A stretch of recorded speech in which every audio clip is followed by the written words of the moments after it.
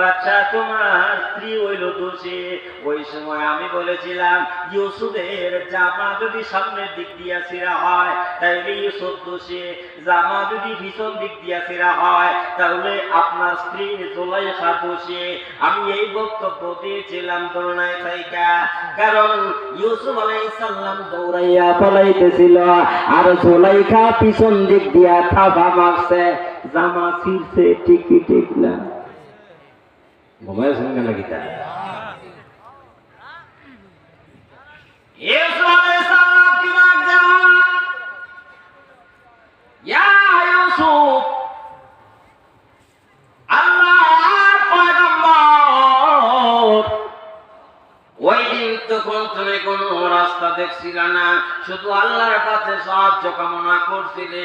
আমি তোমাকে বলেছিলাম চেষ্টা করা লাগবে, একজন নবীও চেষ্টা ছাড়া কিন্তু সাকসেসফুল হয় নাই, চেষ্টা করা লাগবে। বলতেছিলাম বান্দা, বান্দার সফলতা বিফলতা, বান্দা যা কিছু করে না কেন, বান্দা তোমার সফলতা, বান্দা তোমার বিফলতা তোমার চেষ্টার উপরে নির্ভরশীল, চেষ্টার উপরে নির্ভরশীল। আল্লাহ আল্লাহ নিজে তোমাকে, আল্লাহ ওপেন তোমাকে রবের গোলাম বানায়া দিবে না।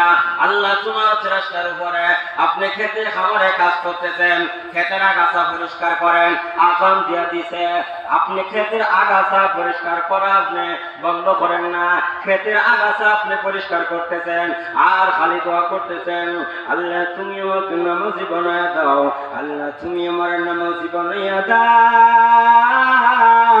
আল্লাহ তোমার আশিক বানায়া দাও, আল্লাহ তোমার পরিপূর্ণ গোলাম বানায়া দাও।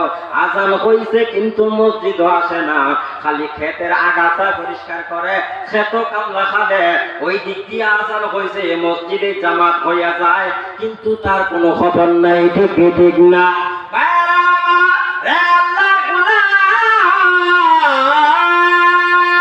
আজান হইছে,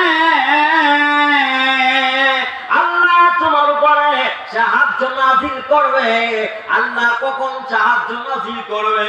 আজান হয়ে গেছে, ক্ষেত খামার কোদাল পালাইয়া কাছি কোদাল ক্ষেতের মধ্যে ফেলে দাও।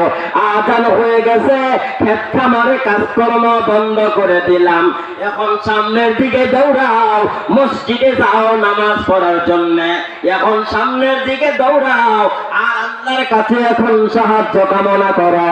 আল্লাহ মসজিদে দৌড়াই, আল্লাহ জামাত করার তৌফিক দাও, আল্লাহর কাছে সাহায্য কামনা করবা, সামনের দিকে দৌড়াইবা। বান্দা তুমি চেষ্টা করার পরেও যদি তুমি জামাতে অংশগ্রহণ করতে পারো নাই, নবীজি বলেন